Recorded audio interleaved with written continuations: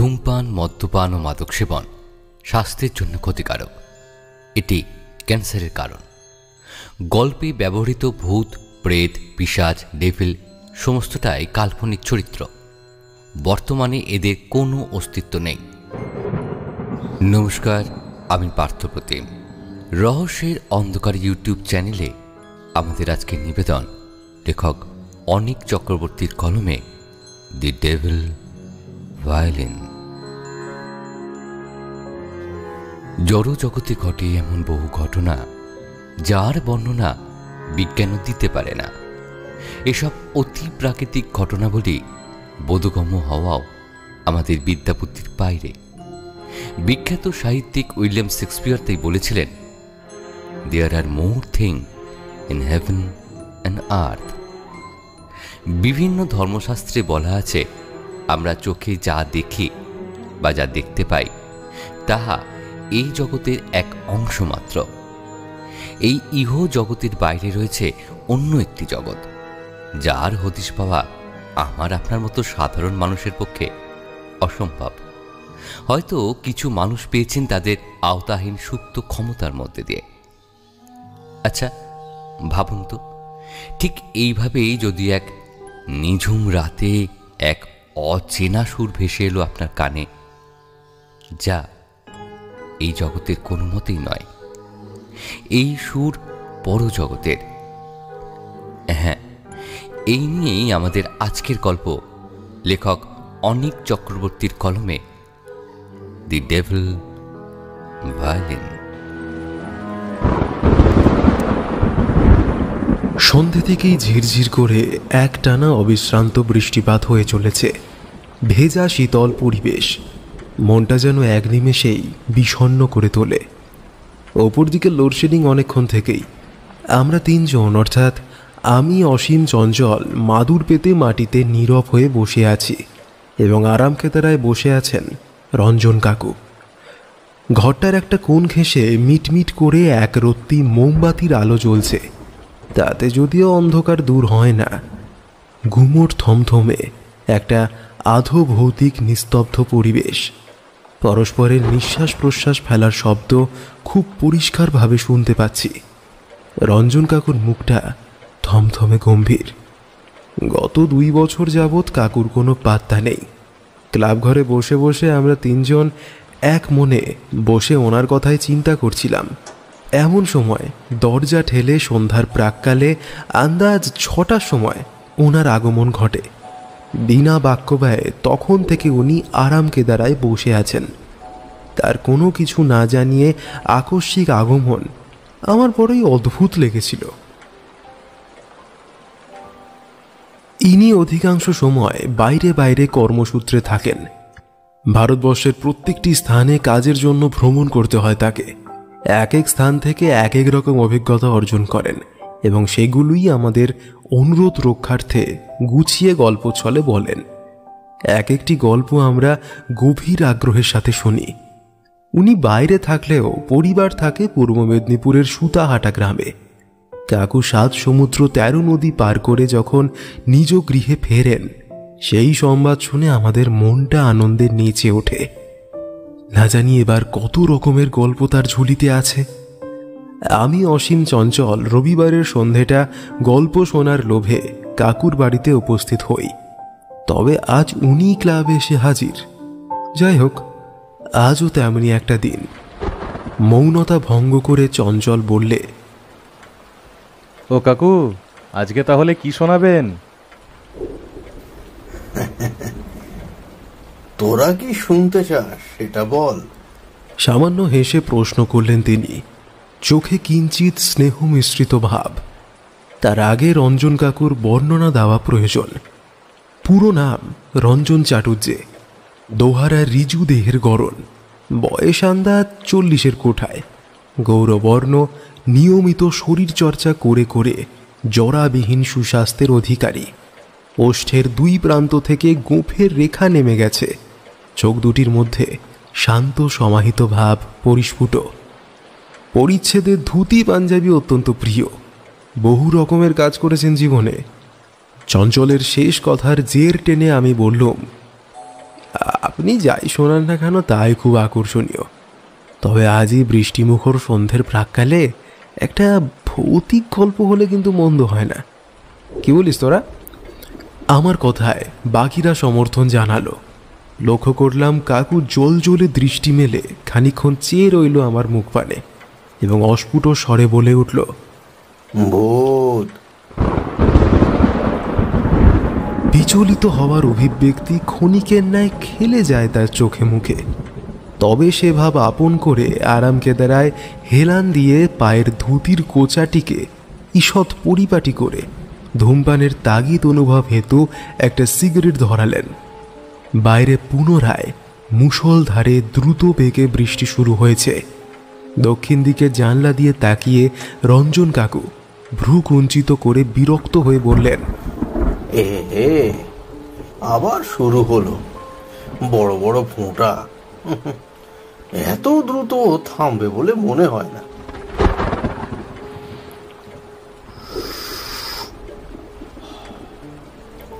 আমার মুখ থেকে যেসব কাহিনী তোরা শুনিস সেগুলো মোটেও আমার কল্পনা প্রসূত নয়, সবকটি খাঁটি সত্য। বিভিন্ন কর্মে নিযুক্ত থাকার সুবাদে আমি এইসব খুঁটিনাটি টুকরো টুকরো অভিজ্ঞতা অর্জন করেছি।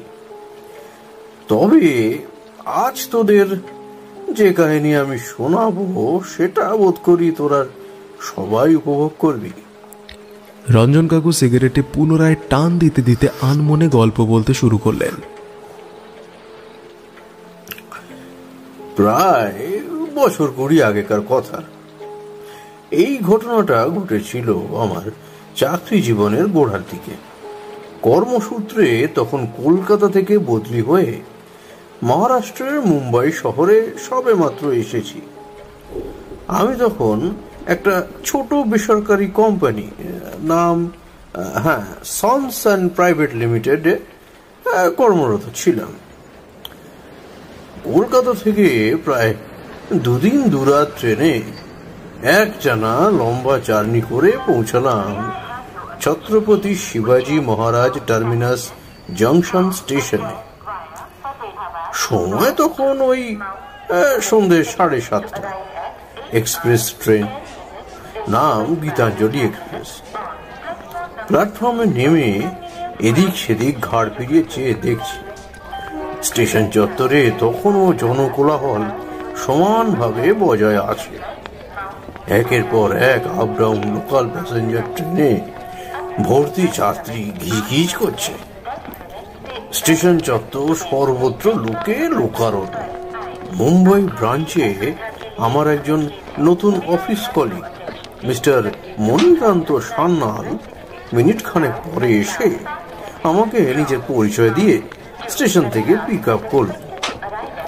কোম্পানির মারফত ভদ্রলোকের সঙ্গে পূর্বে টেলিফোনে কথা বলাই ছিল, তাই ওনার সাথে দেখা হতেই ওনার কণ্ঠস্বর শুনে ও পূর্বে শোনা দৈহিক বৈশিষ্ট্য মিলিয়ে বুঝতে বিশেষ বেগ পেতে হলো না যে ইনি সেই ব্যক্তি। আমার সাথে ছিল শুধু একটা ছোট লাগেজ, তাতে প্রয়োজনীয় সামগ্রী ছাড়া উল্লেখ্য বেশি কিছুই ছিল না। বৃহৎ শহরে চোখ ধাঁধিয়ে যায়। উঁচু উঁচু বিল্ডিং, সর্বদাই গাড়ি ঘোড়া মানুষের ঢল বিরাজমান। হতচকিত হয়ে শহরটি পরিভ্রমণের সাথে সাথে সর্বত্র ঘাড় ঘুরিয়ে ঘুরিয়ে দেখছি। নতুন এসেছেন বুঝি মুম্বাই শহরে? একদম খাঁটি বাংলা ভাষায় প্রশ্ন করলেন সান্যাল বাবু। আমি সম্মতিসূচক ঘাড় নেড়ে জবাব দিলাম হ্যাঁ। সান্যাল বাবুর বয়স আমারই সমসাময়িক, 23 কি 24। উনি সন্স কোম্পানিতেই সেলস ডিপার্টমেন্টে কর্মরত এই মাস 6 যাবত। বাড়ির শান্তিনিকেতনে, চিমচাম চেহারা, পরনে একটা ফর্মাল শার্ট এবং প্যান্ট, চোখে চশমা, মাথার চুল পরিপাটি করে আঁচড়ানো, ঠোঁটের ওপর সরু গোপজোড়া। বলতে গেলে নিখুঁত ব্যক্তিত্ব। মুম্বাইতে উনি আমার রুম পার্টনার। উনি এসে বললেন, এই কিছুক্ষণ পূর্বেই অফিস ফেরতে আপনাকে নিয়ে যাচ্ছি। এই জাতীয় কিছু দীর্ঘ কথোপকথন ও আলাপ সাক্ষাৎকার সারতে সারতে শেষে পৌঁছালাম থাকার জায়গায়। জায়গাটা স্টেশন থেকে অনেকটাই দূরে, মাইল খানেকের পথ। স্টেশন থেকে হেঁটে যেতে গেলে মোটামুটি 45 মিনিট তো লাগবেই, বা তারও বেশি কিছু। যেতে যেতে রাত্রি 8টা বেজে গেল। আশেপাশে গাঢ় আঁধার ঘনিয়ে এসেছে। মেন রোড ছাড়িয়ে আমরা একটা সরু আঁধারাবৃত নির্জন গলির ভিতর ঢুকে পড়লাম। গলিটা এতটাই অন্ধকার যে পথঘাট কোনো কিছুই সঠিক ঠাহর হচ্ছিল না। আমি তৎক্ষণাৎ ব্যাগ থেকে 2 ব্যাটারির বড় লোহার টর্চটা বার করার উপক্রম করতেই সান্যালবাবু আমাকে বাধা দিয়ে বললেন, থাক থাক, আলোর প্রয়োজন হবে না। এ রাস্তা আমার হাতের তালুর মতো চেনা। নির্বিঘ্নে আমার পথ অনুসরণ করে চলুন। অগত্যা ওনার নির্দেশ মেনে চলতে শুরু করলাম। তবু মাঝে মাঝে ছোট্ট নুড়ি পাথরে হোঁচট খেতে খেতে নাজেহাল হতে হচ্ছিল আমাকে। তবে ভদ্রলোক কিন্তু অবলীলাক্রমে সোজা হনহন করে এগিয়ে যাচ্ছেন। মাঝে মধ্যে আমি বরং বড্ড পিছিয়ে যাচ্ছি, এবং ওনার নাম ধরে ডাকলেও তিনি কিন্তু কোনো সাড়া দিচ্ছেন না।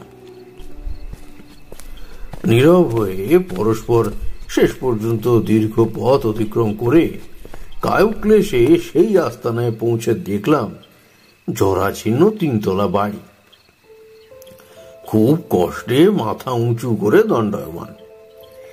ওপর নিচ মিলিয়ে 3টি ঘর।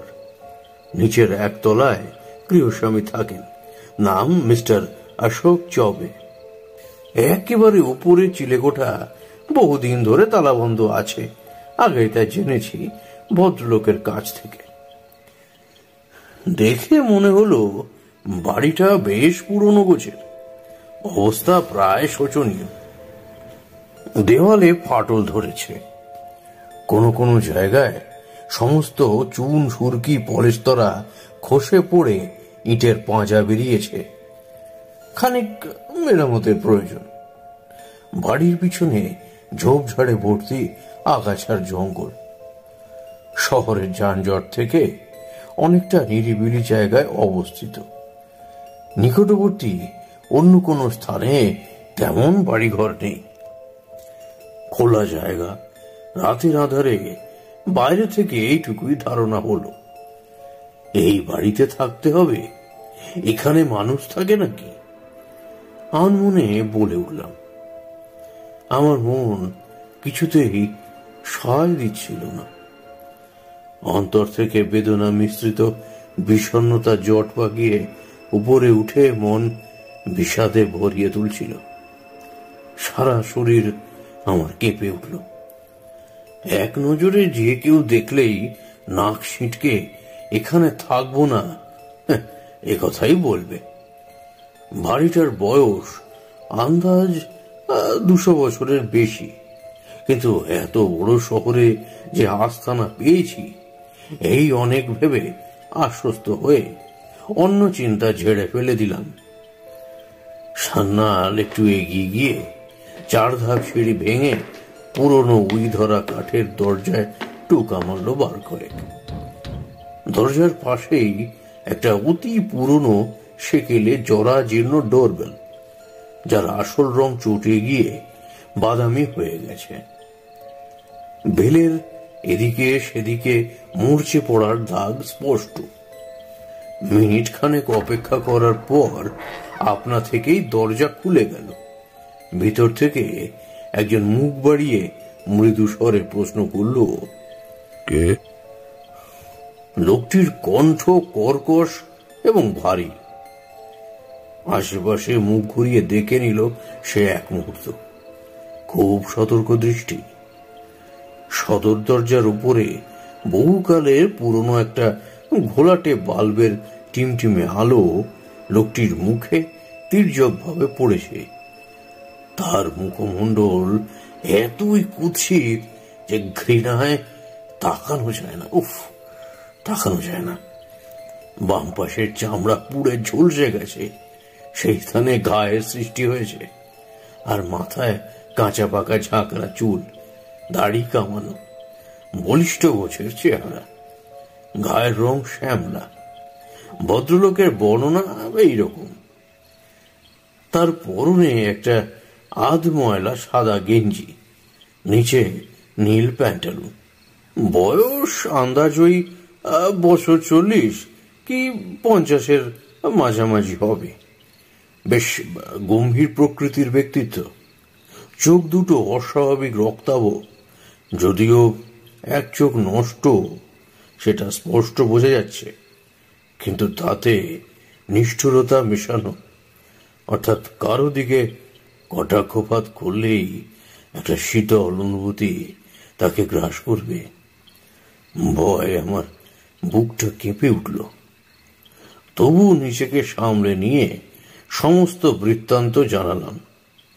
আসার কারণ জানতে পেরে বিরক্তি ভরা কণ্ঠে তিনি জবাব দিলেন, এখানে ভাড়া 100 টাকা, যেটা মাসের 1 থেকে 10 তারিখের মধ্যে দিতে হবে। অগ্রিম কিছু টাকা দিতে হবে আজই, সেই সঙ্গে সঠিক প্রমাণপত্র দিতে হবে কিন্তু। ভদ্রলোকের ব্যাপারে সান্যালবাবু পথেই সংক্ষেপে কিছুটা ধারণা দিয়েছিলেন। সব শুনে রাজি হলাম এবং ওনার হাতে অগ্রিম বাবদ কিছু নগদ অর্থ দিয়ে অগ্রসর হলাম দ্বিতলে। নিচে ওনার ঘর সংলগ্ন ওপরে ওঠার কাঠের সিঁড়ি বেয়ে একাই চললাম দোতলার ঘরে। উপরে উঠে দেখি লম্বা সরু বারান্দা সিঁড়ির মুখ থেকে শুরু হয়ে অন্য প্রান্তে শেষ হয়েছে। তার পাশেই ছোট্ট এক কামরা ঘর। রেলিংয়ের ঘেরাটোপের বাইরে যত দূর দেখা যায় বিস্তৃত ফাঁকা প্রান্তর, ঘুটঘুটে অন্ধকার। পুনরায় আলো জ্বালাতে দেখি পিছনে সেই সান্যালবাবুর কণ্ঠস্বর, আর আলো জ্বালিয়ে কাজ নেই, দোর খোলাই রয়েছে। আমি হতচকিত হয়ে পিছন ফিরে চাইলাম। দেখলাম সে একটু তফাতে দাঁড়িয়ে। বল প্রয়োগ করে জোর করে ঠেলা দিতেই মোটা কাঠের দরজা খুলে গেল ক্যাঁচ শব্দ করে। ধুলো জমে যেটা পুরোপুরি আটকে গেছিল একটি স্থানে। ঘরে প্রবেশ করতেই একটা ভ্যাপসা গন্ধ পেলাম। ধুলোয় ভর্তি ঘর, যেন বহুকাল পর বাইরের শুদ্ধ বাতাস প্রবেশ করেছে। চাঁদের যেটুকু আলো ঘরে প্রবেশ করেছিল তাতে দৃষ্টিগোচর হলো আসবাবপত্রের মধ্যে শুধু একটা নড়বড়ে কাঠের চৌকি রাখা ঘরের কোণ ঘেঁষে, আর কিছু নেই। মেঝেতে ধুলোর পুরো আস্তরণ পড়েছে, দেওয়ালে মাকড়সার জাল লেগে। চৌকির নিচে ফিকে সবুজ রঙের দুটি চোখ দেখে আমি চমকে উঠলাম। সেখান থেকে বেরিয়ে এলো মিশমিশে কালো একটা বেড়াল। এক নজর আমাকে দেখে সে দ্রুত সিঁড়ি দিয়ে নেমে গেল। এসব দেখে আমার মাথা গরম হয়ে গেল। মণিকান্তকে উদ্দেশ্য করে বললুম, তা আপনাদের ঘর দোরা তো অপরিষ্কার কেন? আপনি একটু সাফসুতরো করে রাখতে পারেননি? কিন্তু কে কার কথা শুনে? পেছনে ফিরে দেখি কেউ নেই, শুধু চাপা হাসির শব্দ দিকবিদিক প্রতিধ্বনিত হতে লাগলো।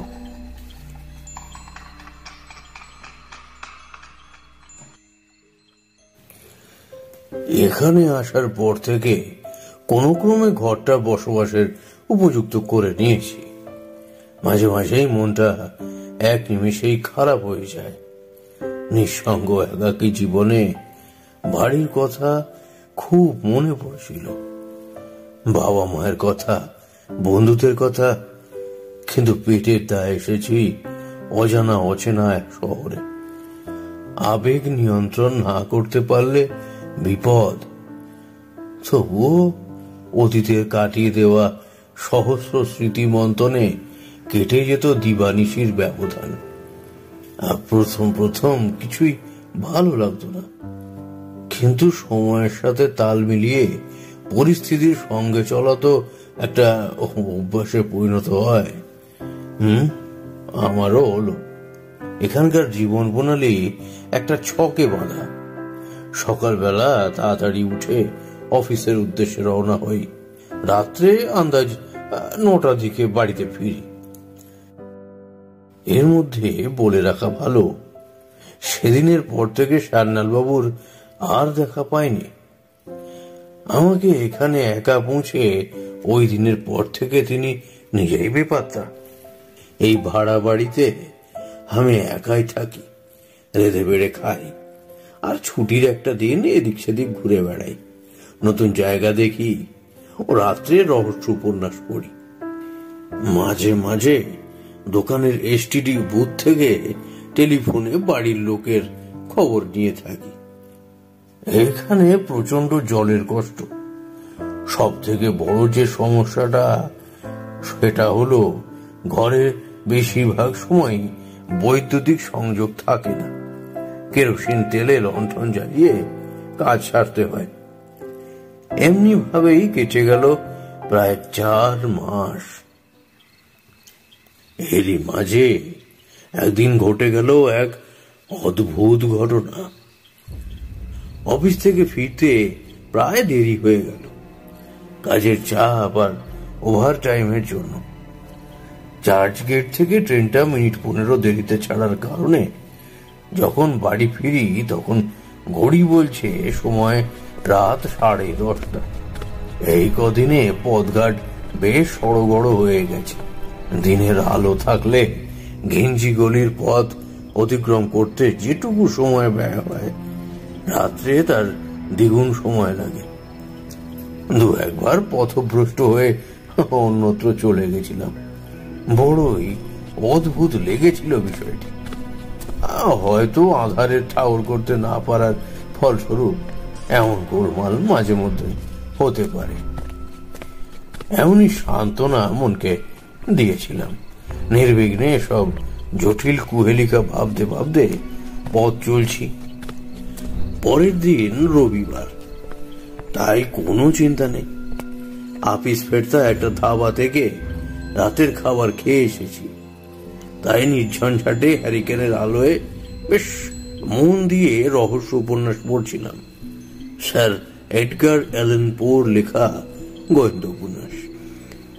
তখন রাত ঠিক কটা বাজে ঠিক মনে নেই। হঠাৎ বাইরের ডোরবেলটা তীক্ষ্ণ শব্দে বেজে উঠল। ঘড়িতে তাকিয়ে দেখি রাত প্রায় 12টার কাছাকাছি।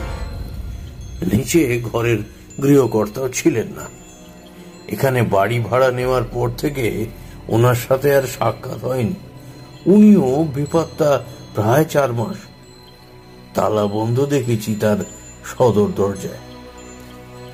মনে মনে বেশ একটু ভয় হলো। এত রাতে আবার কে এলো? চোর ডাকাতের উপদ্রব এই শহরের আনাচে কানাচে শুনেছি প্রায়শই লেগে থাকে। একা একা গা আমার চমচম করছিল। তখন নিশুতি রাত, এদিকে বেল কমে বেজেই চলেছে। তখন আমার মনের অবস্থা কেমন হতে পারে তা তোদের বোধগম্য নিশ্চয়ই হবে।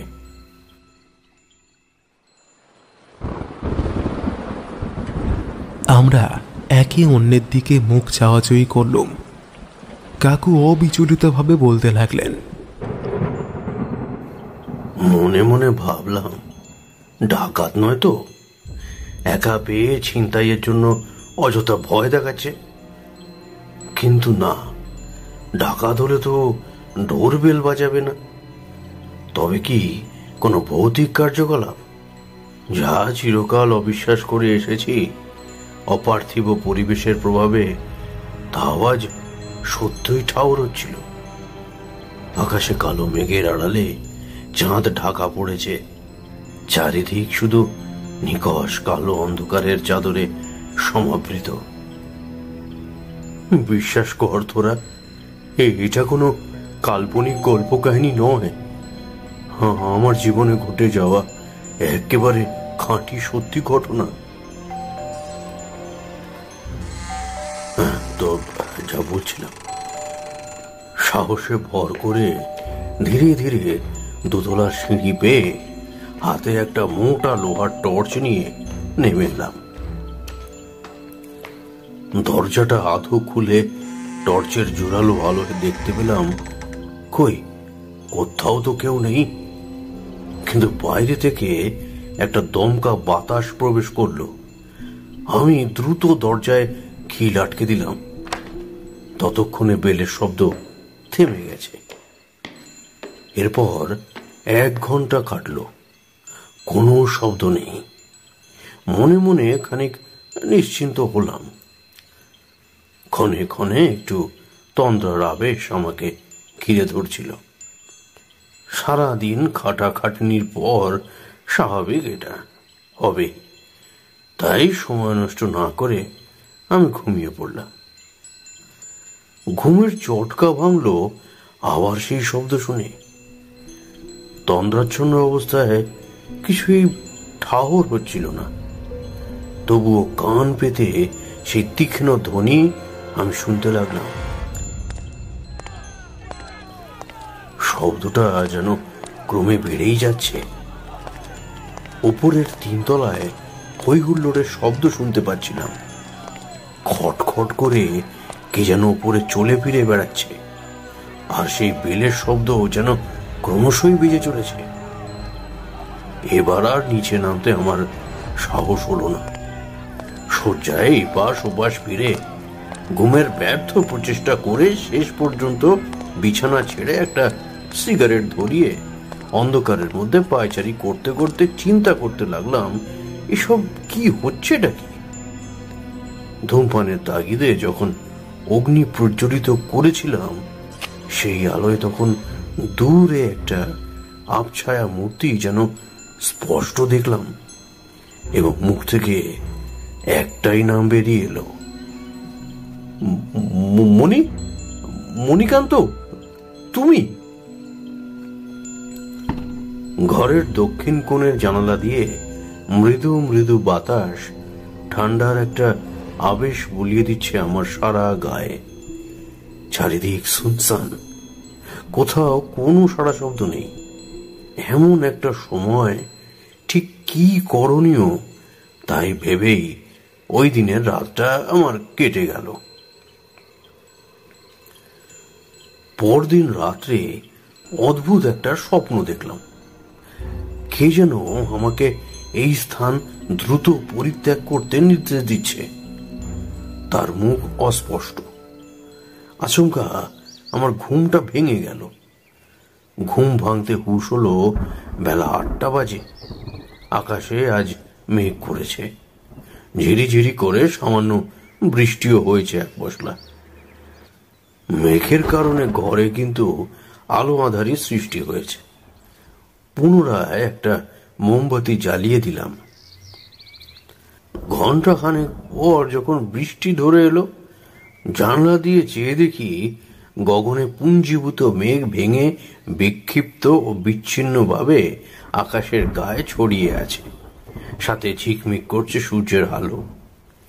কিছুক্ষণ পরেই ভাবলাম একটু বাইরে ঘুরে আসা যাক। আমার বাড়ি থেকে সোজা গিয়ে ডান দিকের মোড়ের মাথায় একটা ছোট চায়ের দোকানে বসে সকালের প্রাতরাশ শেষ করলাম।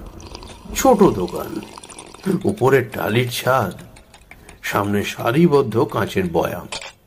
এক পাশে দোকানি চা বানাচ্ছেন, বাইরে 2-3টি টেবিল ও বেঞ্চি পাতা। দোকানে রেডিওতে পুরনো হিন্দি ছবির গান চলছে। 4-5 জন লোক ভিড় জমিয়েছে চায়ের দোকানে। আমার পাশে বেঞ্চিতে বসে থাকা একজন লোক দৈনিক খবরের কাগজ পড়ছিলেন। উনি নিজেই যেচে আলাপ করলেন, হিন্দিতে বললেন,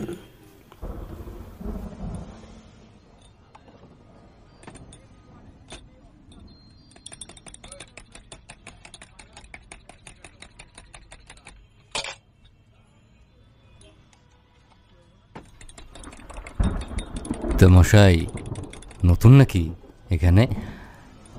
কোথায় থাকা হয় আপনার? প্রশ্ন শুনে তাকে এক দৃষ্টে উপর থেকে নিচ পর্যন্ত নিরীক্ষণ করলাম।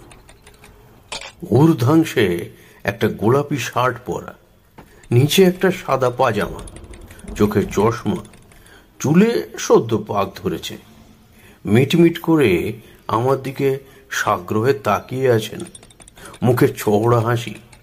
মনে হলো স্থানীয় লোক। একটু ইতস্তত করে বললাম, এই তো সামনে ওই পুরনো 3 তলা বাড়ির 2 তলার ঘরে ভাড়া থাকি, মাসখানেক হলো এসেছি এখানে। এই বলে চায়ের দাম মিটিয়ে যেই উঠতে যাচ্ছি, অমনি তিনি হাত ধরে আমাকে ফের বেঞ্চে বসিয়ে দিলেন। বললেন, আরে ভাই, যাচ্ছেন কোথায়? একটু বসুন না। আমি কোথায় থাকি শুনে বিস্ফারিত চোখে উদ্বিগ্ন কণ্ঠে আমায় তিনি বললেন, কি বলেন মশাই? আপনি মিস্টার চৌবের বাড়িতে ভাড়া থাকেন? কিন্তু কিন্তু ওখানে যে... এইটুকু বলে তিনি থেমে গেলেন। সম্পূর্ণ কথা শেষ হলো না। উৎকণ্ঠায় যেন তার গলা বুঝে এসেছে। আমি কৌতূহলী হয়ে জিজ্ঞাসা করলাম, কি হলো?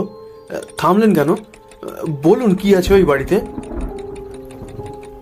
খানিকক্ষণ চুপ করে থাকার পর লোকটি বলল, দাদা, আপনি ওখানে থাকবেন না। ও বাড়ির অনেক বদনাম রয়েছে দাদা। আগেই বহু লোক কর্মসূত্রে বাইরে থেকে এসেছিল এবং ওই বাড়িতে ভাড়া থাকার ফলস্বরূপ কিন্তু নিখোঁজ হয়েছে। ওখানে এখন আর কেউ থাকে না, বাড়িটা পরিত্যক্ত। তাই আপনাকে সতর্ক করছে। পত্রপাঠ, জিনিসপত্র গুছিয়ে, আপনি বোধহয় বুঝতে পারছেন কি বলছি আমি। পত্রপাঠ, জিনিসপত্র গুটিয়ে আপনি অন্য কোথাও চলে যান, আপনার ভালো হবে। আপনার মঙ্গলের জন্যই এত কথা বলা দাদা। লোকটির কথা শুনে মনে হলো ইনি পুরো ঘটনা জানলেও আমার কাছে চেপে গেলেন ব্যাপারটা। যাই হোক, আমি এই ব্যাপারে আর কিছু না বলে এদিক সেদিক আনুষাঙ্গিক অন্য কথা বলে আমার নিজের কিছু কাজের পর দুশ্চিন্তাগ্রস্ত হয়ে ফিরে এলাম বাড়িতে। ভদ্রলোকের কথাটা বারবার মাথায় ঘুরপাক খাচ্ছিল। বারে বারে মনে হচ্ছিল, সত্যি কি এমন কোনো রহস্য লুকিয়ে আছে এই বাড়ির অন্তরালে? আমাকে তা জানতেই হবে। পরক্ষণে আবার মনে হতে লাগলো, অচেনা জায়গা, চায়ের দোকানে নিছক যে আলাপ, এই দুনিয়ায় কেউ কি বিনা স্বার্থে কারোর সহায়তা করে? এমন হয় নাকি? এই ভেবে মনটাকে সান্ত্বনা দিতে লাগলাম। ঘটনা ঘটল ঠিক রাত্রে। গতকালের মতো আবার বেলটা তীক্ষ্ণ শব্দে বেজে উঠল। সাথে রাত্রিবেলা নানা রকম অলৌকিক উপদ্রব হতে শুরু করলো। একবার রান্নাঘরে বাসন পড়ে যাওয়ার ঝনঝন শব্দ, কিছুক্ষণ পর চাপা কান্নার শব্দ, কিছুক্ষণ পর আবার তীব্র আর্তনাদের শব্দ। অর্থাৎ এই খুন করলে মৃত্যু যন্ত্রণায় মানুষ যেমন চিৎকার করে, ঠিক তেমনি। আবার মনে হতে লাগলো কেউ যেন ফিস ফিস করে কথা বলছে। এইসব দেখে আমি বেশ বিভ্রান্তিতে পড়লাম। প্রায় মাস 2 ধরে রাত্রে এরূপ উপদ্রব হচ্ছে। রাত্রিবেলা আলো জ্বালিয়ে শোয়া এখানে অভ্যাসে পরিণত হয়েছে। বই পড়তে পড়তে মাঝে মাঝে আলো না নিভিয়ে শুয়ে পড়ি, কিন্তু সেই আলো জ্বালানোই আমার জীবনে চরম ভুল হলো। একদিন রাত্রে গভীর মনোযোগ দিয়ে বই পড়ছি, হঠাৎ আমার সামনের দেওয়ালে লণ্ঠনের যেটুকু আলো ঠিকরে পড়েছে তাতে একটা নাটকীয় ছায়াছবি দেখতে পেলাম। 3 জন তরুণ ছায়ামূর্তি অন্য একটি তরুণী ছায়ামূর্তিকে ভীষণ অত্যাচার করছে, মারছে, এবং একজন একটা ধারালো ছোরা অপর নিরীহ ছায়ামূর্তির বুকে বিধিয়ে দিল। ফিনকি দিয়ে রক্ত বেরিয়ে সারা দেওয়ালের একটি প্রান্তে ছড়িয়ে পড়ল 2, 4, 5, 10, 20টা, এমন করে সাদা চুন সুরকির দেওয়ালে রক্তমাখা হাতের ছাপ, কি যেন একের পর এক সিলিং থেকে রক্তের ধারা গড়িয়ে ফোঁটা ফোঁটা বিন্দু আমার জামার উপর পড়ছিল। এরকম আরো দৃশ্যাবলী দেখতে দেখতে ভয়ে আমার সারা শরীর শিহরিত হয়ে উঠল। লণ্ঠনের আলোয় দেখতে পেলাম আমার 2 হাতের তালুতে কি যেন রক্ত লেপে দিয়েছে। এসব দেখে মাথা ঘুরতে লাগলো। সেই মুহূর্তে আর্তনাদ করে আমি মূর্ছা গেলাম।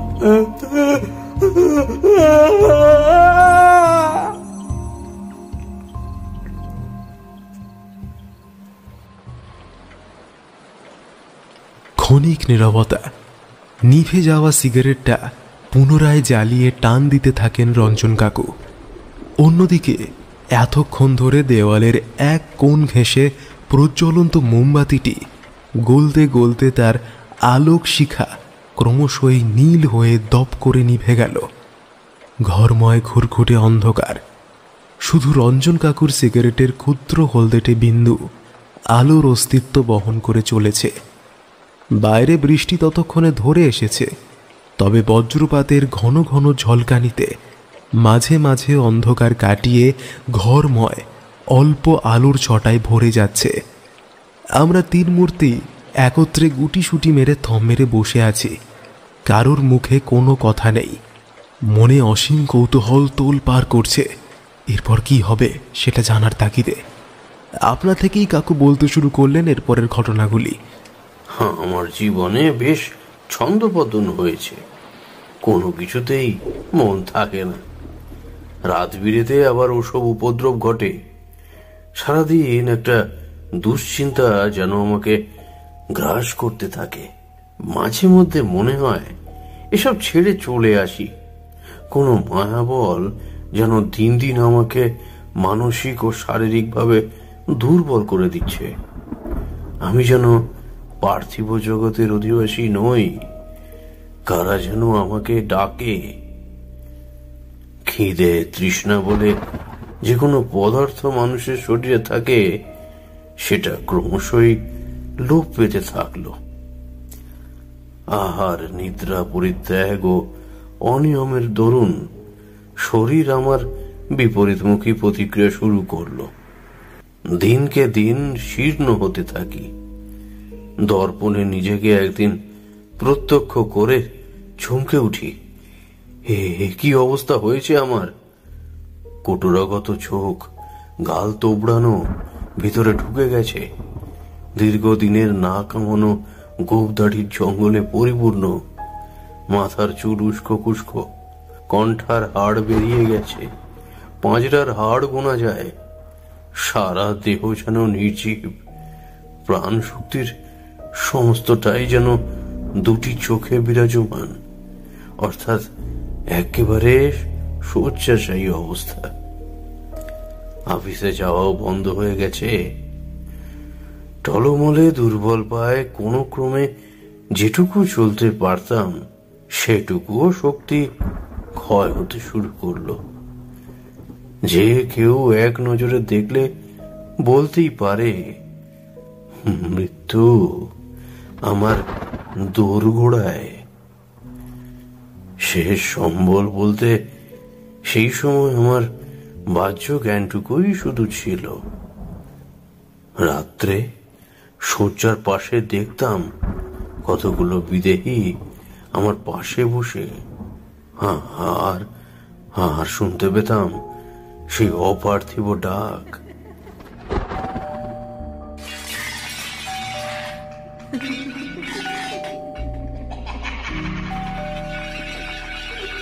এমনি করেই দেখতে দেখতে আরো 6 মাস কাটলো।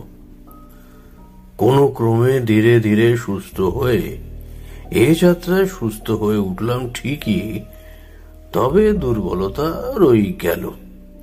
সারা দেহ জরা ব্যাধিতে এবং রক্ত স্বল্পতায় ভুগে ভুগে শুকিয়ে গিয়ে সাদাটে হয়ে গেছিল এই কদিনে। সুস্বাস্থ্য ভেঙে গিয়ে শীর্ণ চেহারাতে দাঁড়িয়েছিল। বলা বাহুল্য, বহু প্রতীক্ষার পরও এই বাড়ির ত্রিসীমানায় কিন্তু ঘরের মালিক অশোক চৌবে আর ফিরলেন না। ওনার ভাড়া প্রতি মাসে নিয়ম মতো মানি অর্ডারে পাঠিয়ে দিতাম নির্দিষ্ট ঠিকানায় ঠিকই, কিন্তু ভদ্রলোকের কোনো পাত্তাই আর পেলাম না। রাত প্রায় 1টা, ঘুম আসছিল না, তাই দক্ষিণের জানালার ধারে দাঁড়িয়েছিলাম। আকাশে তখন পূর্ণিমার চাঁদ উঠেছে। তার জ্যোৎস্না তীর্যক ভাবে এসে সারা ঘর আলোয় ভরিয়ে তুলেছে। আমি বিছানায় গিয়ে ঘুমানোর চেষ্টা করতে লাগলাম। একটু পরে বাতাসে একটা মারাত্মক বিশ্রী গন্ধের আভাস পেলাম, ঠিক যেন মরা পচা গন্ধ। হ্যাঁ, গন্ধের উৎস কোথায় ঠিক বুঝতে পারছিলাম না। খানিকক্ষণ পর দেখলাম দক্ষিণের জানালা দিয়ে আসছে সেটা। ওই দিকটাতেই আগাছার জঙ্গল। বিছানা ছেড়ে উঠে জানালার কপাট সশব্দে বন্ধ করে দিলাম। ঘুম আসছিল না। ঘর তখন ঘুটঘুটে অন্ধকার। তার মধ্যে অনুভব করলাম আমি ছাড়াও এই ঘরে অন্য কারোর অস্তিত্ব বর্তমান। ক্রমেই আরো দেখতে পেলাম স্পষ্ট, চেয়ারে যেন 2টি ছায়ামূর্তি বসে আছে। আমার ওপর তাদের নিষ্পলক দৃষ্টি আছড়ে পড়েছে। একটা দম্পতি প্রেতের আবির্ভাব হয়েছে। আমাকে দেখে তরুণী যেন মরা কান্না জুড়ে দিল। তাদের শরীর ধূসর বর্ণের। অন্যদিকে দৃষ্টি দিতেই চোখে পড়ল একজন সুবিশাল দেহধারীর আবির্ভাব ঘটেছে। আমি স্পষ্ট সেই দৃশ্যপট দেখতে পাচ্ছি। ওই আগন্তুক শটান ঢুকে উভয়কে জ্যান্ত অগ্নিদাহ করল। প্রাণের তাগিদে সে কি আর্তনাদ ছটফটানি তাদের। পুরো শরীর ঝলসে গিয়ে ভস্ম হয়ে গেল। আমি যে সহায়তা করব সেই শক্তি আমার নেই। জ্বলন্ত দৃষ্টি মেলে অচেনা আগন্তুক আমার পানে চেয়ে রইল। তার চোখের সেই লাল আভা ব্যতীত কিছুই দৃষ্টিগোচর হলো না। কিন্তু কিছুক্ষণ পরেই সে এবং দগ্ধপ্রায় ভস্ম গুঁড়ো সবকিছুই হাওয়ায় মিলিয়ে গেল। সমস্ত পরিবেশ শান্ত হয়ে গেল, যেন কিছুই হয়নি। আমার মাথা কাজ করছিল না। কি যে হচ্ছে আমি কিছুই বুঝতে পারছি না। এগুলো কি আমার সুস্থ মস্তিষ্কের জাগ্রত চেতনাকে প্রত্যক্ষ করার চিত্রপট, নাকি বিকৃত মস্তিষ্কের মতিচ্ছন্নতা? সঠিক দেখছি নাকি সব হ্যালুসিনেশন? এদিক সেদিক ঘুরে আলো জ্বালানোর চেষ্টা করতে লাগলাম। অন্ধকার সহ্য হচ্ছিল না। এক ভীষণ ভয়ে বুক ধড়ফড় করছিল। মরিয়া হয়ে বিছানার এপাশ ওপাশ হাতড়ে দেশলাই বাক্স খুঁজে খাপ খুলতে গিয়ে দেখি একটি কাঠিও অবশিষ্ট নেই। সত্যি কি যে জ্বালাতনে পড়লাম। ঘুটঘুটে অন্ধকার, কিছুই ঠাউর করতে পারছি না। টর্চ তো সবসময় বালিশের পাশেই থাকে, সেটা কোথায় গেল? জানালা বন্ধ হওয়ার কারণে বদ্ধ পরিবেশে দম বন্ধ হয়ে আসছিল, কিন্তু উপায় নেই। অন্ধকারে চলার যে অভ্যাস নেই। সামনের দিকে চেয়ে হঠাৎ আঁতকে উঠলাম। 2টো জ্বলন্ত আগুনের বাঁটার মতো চোখ আর 2টো কাটা হাত যেন আমার গলা টিপে ধরতে আসছে। চারিদিকে কোনা হাসির শব্দ আর সেই পরিচিত মরা পচা দুর্গন্ধে টেকা দায়। খসখস করে চলার শব্দ হচ্ছে। আবার এক বিভীষিকাময় মর্মান্তিক দৃশ্য। পুরো বাড়িটাতে আগুন লেগেছে। লোকজনের অসহ্য আর্তনাদে কান ফেটে যাচ্ছে। জ্যান্ত দেহগুলি আগুন লেগে ঝলসে যাচ্ছে এবং সর্বত্র দাপাদাপি করছে। সে এক বিভৎস দৃশ্যাবলী। আমি চিৎকার করে এক দৌড়ে প্রাণপণে ঘরের বাইরে এলাম। ইষ্ট নাম জপ করতে করতে আমি চারিদিকে তাকাতে লাগলাম। কিভাবে যে বেরিয়ে এলাম তা কেবল ঈশ্বরই জানেন। নিচে সিঁড়ি দিয়ে দ্রুত নেমে মিস্টার অশোক চৌবের ঘরের দিকে পা বাড়ালাম। ঘটনার আকস্মিকতায় এতই হতভম্ব হয়ে গেছিলাম এই কথা মাথায় আসেনি যে তিনি আজ বহুদিন যাবৎ সেখানে নেই। দৌড়ে গিয়ে তার দরজায় চাপড়াতে লাগলাম। Mister Chaubey, mister Chaubey! ক্রমাগত ধাক্কাধাক্কির ফলে পুরনো আমলের জরাজীর্ণ দরজা ক্যাঁচ শব্দে খুলে গেল। তালা সমেত, কিন্তু সেখানেও ঘন অন্ধকার। ও অন্যদিকে সিঁড়ি দিয়ে ধপধপ করে দুজোড়া পায়ের নেমে আসার শব্দ আসছে। উপায় না দেখে আমি চৌবের বাড়িতে ঢুকে পড়লাম এবং ঢুকেই একটা রাম আছাড় খেয়ে মূর্ছা গেলাম।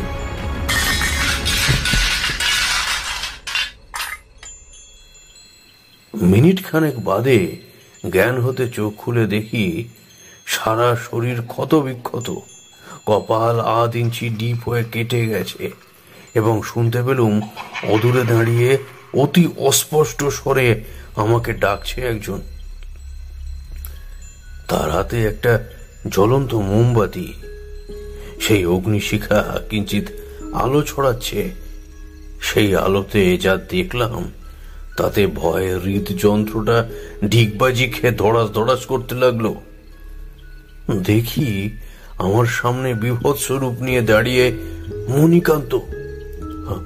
তখন আমার আত্মারাম খাঁচা ছাড়া হওয়ার জোগাড়। দৃষ্টি ক্রমশ ক্ষীণ হয়ে আসছে। অল্প আলোতেও তাকে দেখতে পেলাম। সে কি চেহারা!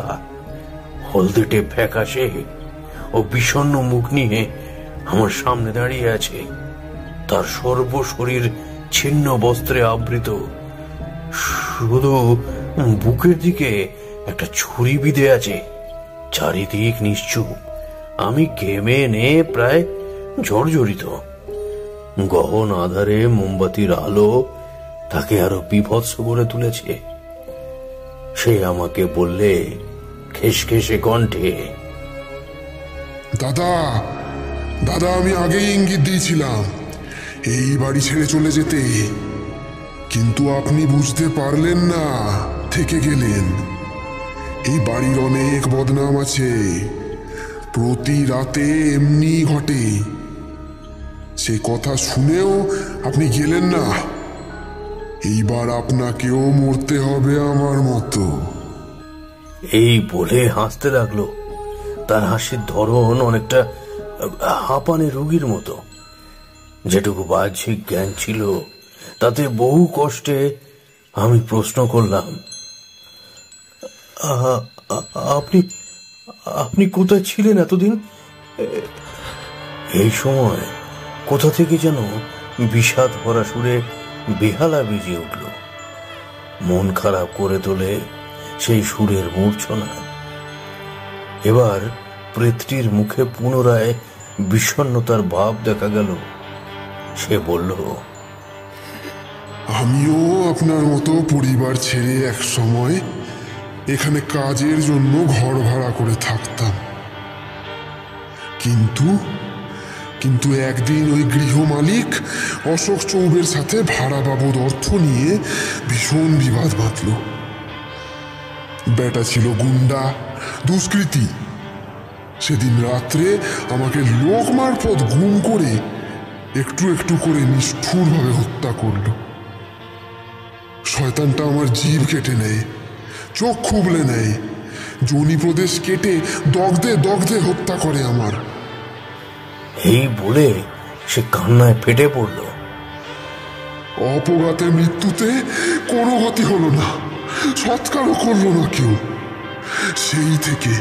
সেই থেকে আমি বাড়িতে দীর্ঘ 40টা বছর ঘুরে বেড়াচ্ছি। নতুন কারোর মৃত্যু ঘটলে তার বিদেহী আত্মা এই ছোট্ট কুঠুরিতে গৃহবন্দী হয়ে আজীবন বন্দী থাকে, যেটা আমি ছিলাম। আর এবার তোর পালা। আমার যা হওয়ার হয়েছে, এবার আমি তোকেও এইভাবেই হত্যা করব আমি। মণিকাঞ্চনের মুখে একটা শয়তানি হাসি খেলে যায়। সে আমাকে আক্রমণ করতে উদ্যত হয় এবং বলে,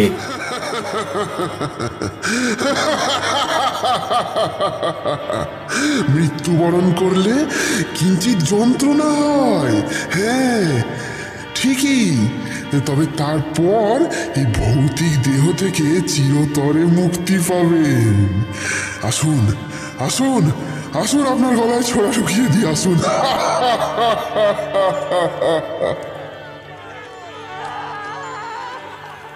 শেষের কথাগুলোর বাচন ভঙ্গি তার এতই ভীতিকর যে শরীরের রক্ত আমার হিম হয়ে গেল।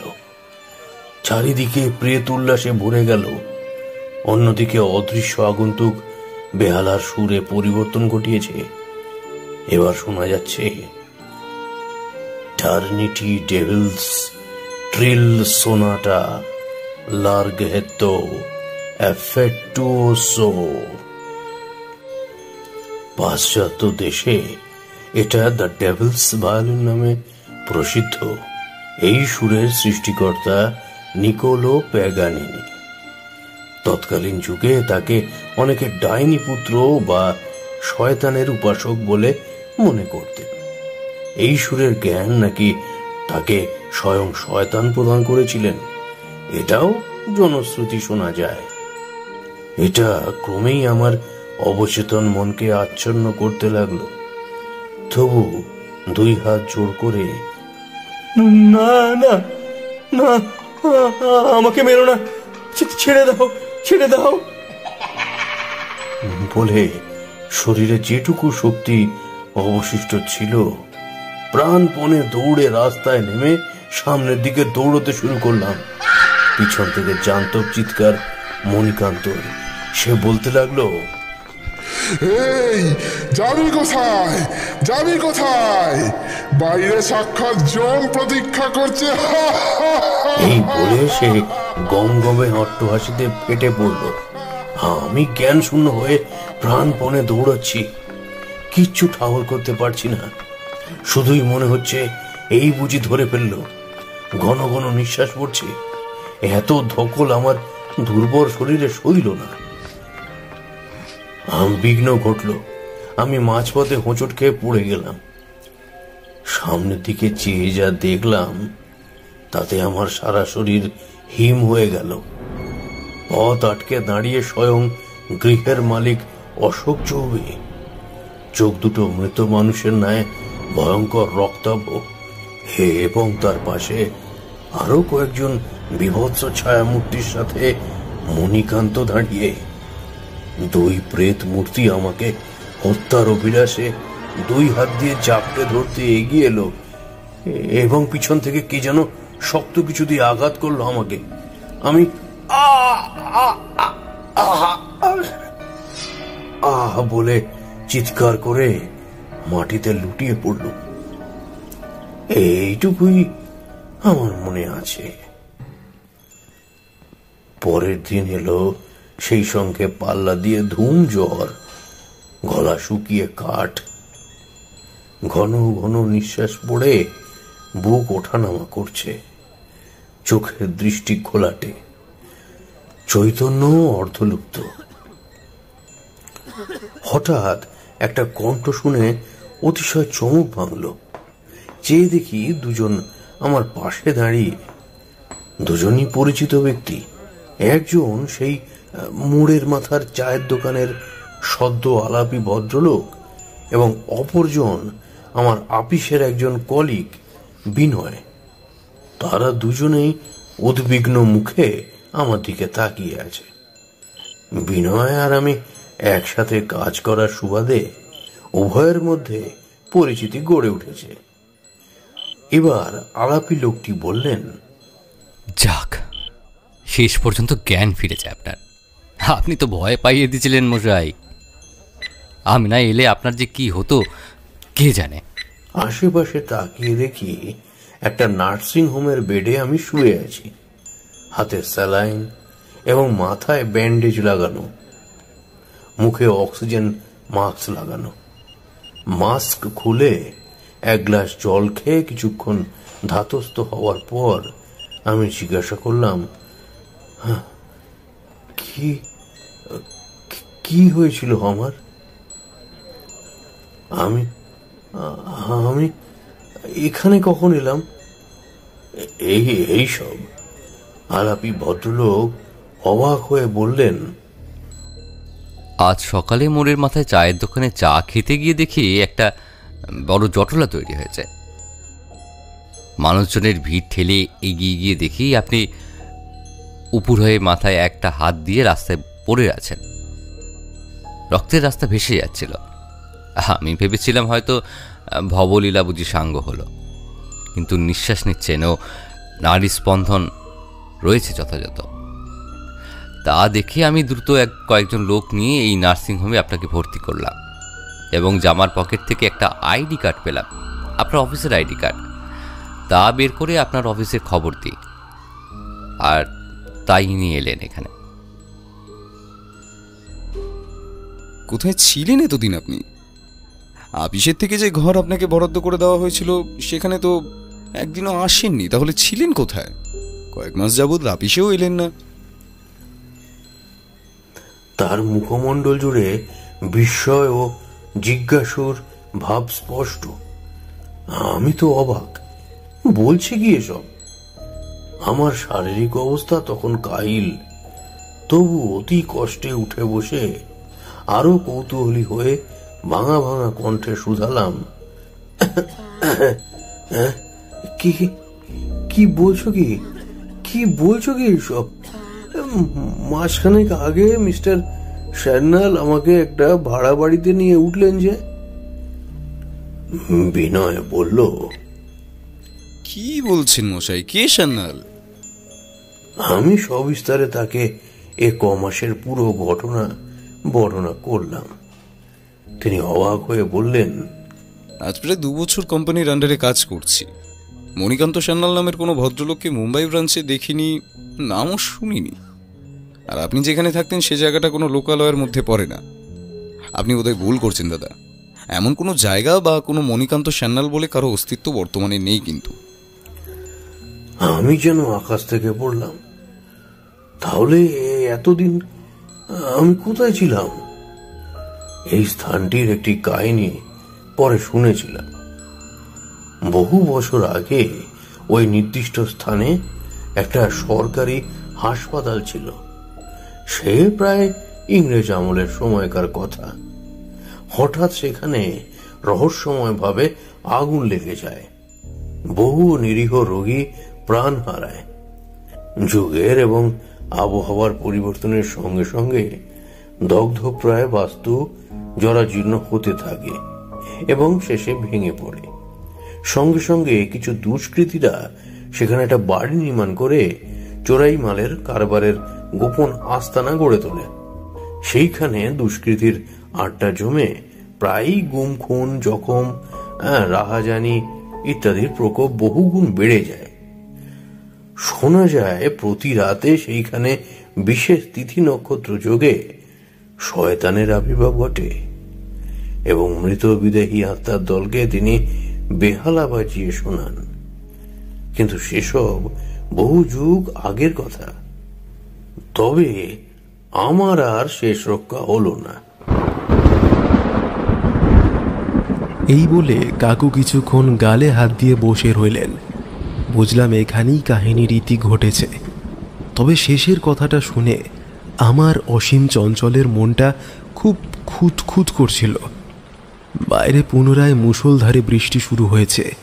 অন্ধকারের নিভু নিভু সদ্য জ্বালানো মোমবাতি শিখা একটু কেঁপে উঠল।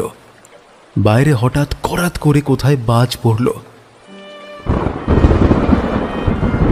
বিদ্যুতের ঝলকানিতে পুনরায় সারা ঘর আলোয় ভরে গেল এবং সেই আলোতে আমরা লক্ষ্য করলাম দেওয়ালে কেবল আমাদের 3 জনের ছায়া পড়েছে, কিন্তু রঞ্জন কাকুর তো কোনো ছায়া পড়েনি। একেবারে পড়েনি বলা ভুল হবে।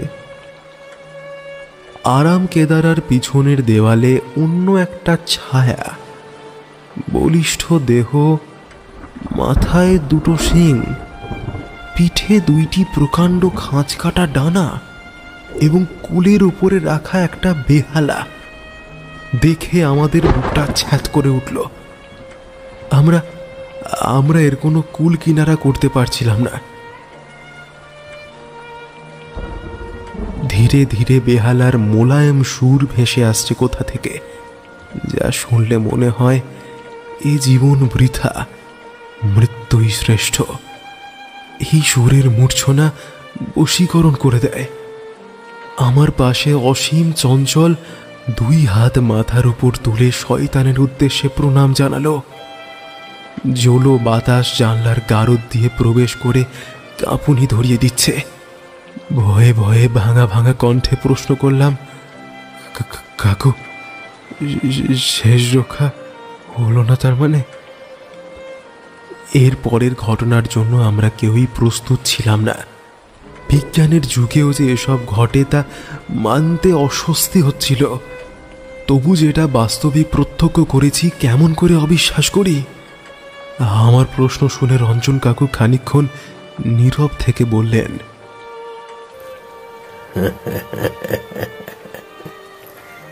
আসলে হাসপাতালেই আমার দেহান্তর ঘটে। এত মানসিক বিপর্যয় ও বিপুল রক্তক্ষরণ আমার মস্তিষ্ক সহ্য করতে পারিনি। প্রথমে একটা মাইল্ড স্ট্রোক হয়, তারপরে হৃদক্রিয়া থেমে যায় ওই দিন রাতে। রাত্রির দিকে তখন বেডে শুয়ে আছি। সমস্ত হাসপাতাল নিঝুম, নিস্তব্ধ। টিম টিম করে নীল বাতি জ্বলছিল। সেই সময় দরজা ঠেলে ঢুকে এলো সেই প্রেত মূর্তি এবং আমার গলা টিপে। বাকি কথা শেষ হলো না। আস্তে আস্তে কাকুর ভৌতিক শরীর ক্রমে মিলিয়ে গিয়ে চোখে লাল মণিগুলি উজ্জ্বল হয়ে উঠতে লাগলো। একটা গগন বিদীর্ণ হাসিতে ঘরের সমস্ত নিস্তব্ধতা ভেঙে খান খান হয়ে গেল এক লহমায়। সেই সাথেই অদ্ভুতভাবে মোমবাতির শিখাটিও তপ করে নিভে গাঢ় আঁধারে ঢেকে গেল চারিদিক। আবার করাত করে একটা বাজ পড়ল। সেই তীক্ষ্ণ শব্দে অসীম চঞ্চলের ঘোর কেটেছে এবং ঘরের পরিবেশ দেখে এবং কাকুর অমন বিভৎস রূপ দেখে আমরা চিৎকার করে উঠলাম 3 জনেই। দিক দিশাহীনভাবে ঘরময় এদিক ওদিক ছোটাছুটি করছি। কে যেন আমার কানে কানে বলল, রাত বিরেতে তেনাদের নাম নিতে নেই। আমরা চিরকাল ছিলাম, আছি আর থাকবো। আমরা সকলেই শয়তানের পূজারী। কিরে, কি ভাবলি? এত কিছুর পরেও কোনো মানুষ বেঁচে ফিরতে পারে? এই বলে প্রচন্ড হাসিতে ফেটে পড়লেন। এই শুনে জ্ঞান শূন্য হয়ে 3 জনেই মাটিতে অচৈতন্য হয়ে লুটিয়ে পড়লাম।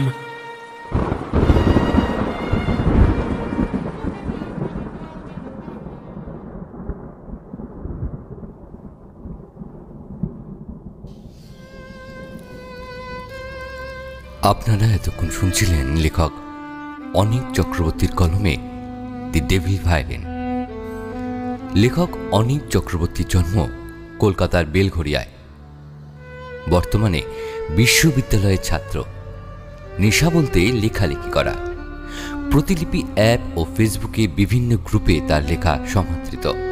এছাড়াও তার 2টি সামাজিক গল্প নিয়তি ও অতীনের আগমন, অনুরণন ও উড়ো পাতার শারদ সংখ্যায় 2021 সালে প্রকাশিত হয়। তাছাড়াও ইউটিউব জগতে বিভিন্ন অডিও স্টোরিতে তার গল্প উল্লেখযোগ্য। আজ গল্প পাঠে ছিল আসঞ্জন, ব্রতদেব, পার্থ, অরণ্যদেব, বিপুল, অরূপ, সৃজন, রাকিব, পার্থপ্রতিম ও শেষাত্রী। শব্দ সংযোজন ও ব্যাকগ্রাউন্ড মিউজিকে সিড, পরিকল্পনা ও পরিচালনায় পার্থপ্রতিম ও টিম রহস্যের অন্ধকারে, প্রচ্ছদ কৃষ্ণেন্দু। গল্পটি কেমন লাগলো আপনাদের লাইক কমেন্ট করে জানান আমাদের, আর ভালো লাগলে শেয়ার করুন সবার সঙ্গে। তবে আজ আসি, আবার অন্য কোনো দিন এক নতুন গল্প নিয়ে চলে আসবো আপনাদের জন্য। ততদিন ভালো থাকুন, সুস্থ থাকুন আর শুনতে থাকুন রহস্যের অন্ধকারে। ধন্যবাদ। শুভরাত্রি।